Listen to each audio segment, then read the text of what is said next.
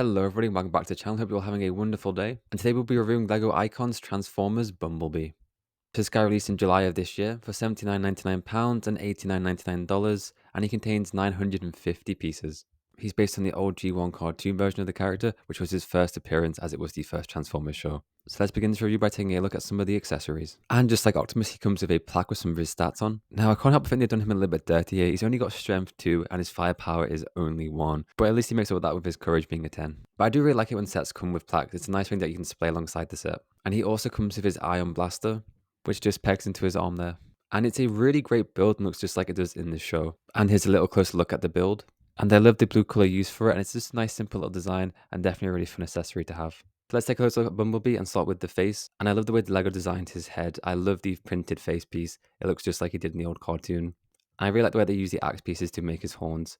So it's a really great head build. I also really like the torso build with the Autobot logo in the center there. Now luckily that is a printed piece and not a sticker. I'll take a look at the arms. He does have a joint in the shoulder so you can move his arms up and down, as well as articulation at the elbow so you can bring his hand up and down. Now luckily his arms are a lot stronger than Optimus's, so he can actually pose with the gun, which is nice. But his arms are quite short, so once again he's kind of limited with his posing. And taking a look at the legs, they can move back and forth as well as to the side. But he is also limited by his lack of knee articulation. I really like the design of his feet. I do think his weakest part is definitely his legs, though. I think from different angles like the side, it doesn't look as good as Optimus's does. So taking a look at him from behind. And on his back there, he has what they're calling a jetpack, but it's pretty much just a way of storing his windows in robot form, because it doesn't look anything like a jetpack. I think he makes for a really solid display once you get him in the right angle. But I think definitely from the sides and from the back, he's a little bit lackluster. And here he is compared with Optimus, and the size difference is actually quite good.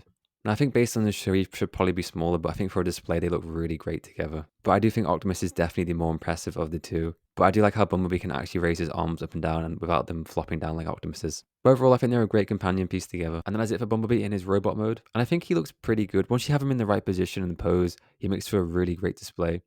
And as a massive Transformers fan, I love this guy, but he does certainly have a few issues, like limited posability, and he doesn't look that good from the sides. Now, starting with the transformation, now I must apologize, he is quite big, and just like Optimus, it's really hard to record in my small little studio, but I'm going to do my best to transform here for you guys. So to start, you want to remove his gun, and then rotate the little piece below his hand, and then position his arms pointing downwards. From there, you can remove the jetpack, or basically his windows. I like to fold the back or the trunk up over his head, and then turning him around, we'll get started on the feet. So you want to fold out his heels here, which will later on become the doors for the car. Turning him back around again. We want to push his feet down, starting to create the front of the car. We want to fold out his feet until we have the hood all formed. And then once that's all aligned properly and fitted together, we can then push his legs together, and there we have the front of the car. So from there, we want to move the windows out of the way. So once the windows are out of the way, we want to go back to the back of the car. And we want to push down his hip piece. And then these little pieces at the side here, we want to rotate them. And we want to position his arms facing downwards so they're out of the way when we do the next part. We want to push this guy together at the hinges. And doing this, it will feel like he's about to explode, but this is how you have to do it.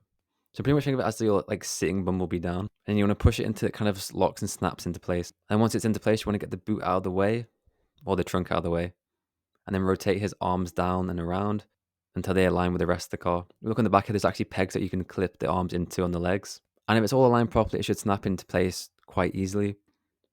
Then putting him on the ground here, if it's all gone well, he should start to look like a beetle. And then we can take the jetpack or the windows, fold them out, and then put them in place. So from here, I like to align things properly, so the front and the windows there, to make sure he's all level and transformed correctly. I like to do a roll test. And if he does roll okay, it should be a successful transformation.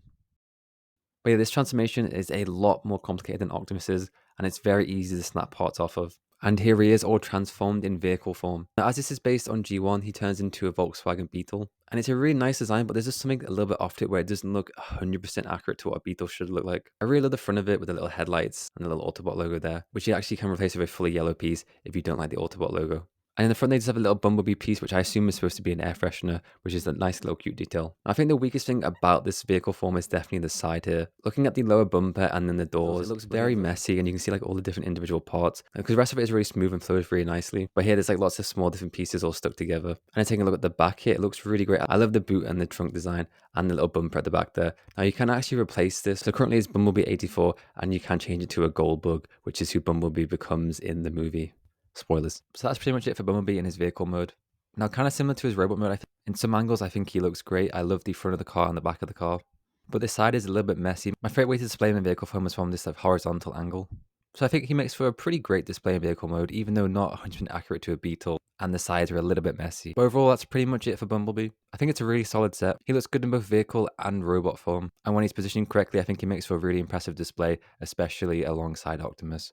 But he does have a few more issues, like posability, his legs, and his view from the side in both robot and vehicle mode. So I'd probably give him about a 7 overall. I think if you're a big Transformers fan like me, he's a must get. But if you're a little bit on the fence, then maybe wait for him to go on sale a bit. That'll do it for the end of the review. I hope you all enjoyed. Let me know, do you have this guy? Will you be picking him up? What's your opinion on him? But as always, I hope you all have an amazing day and an amazing week. I'll catch you next time. Bye bye.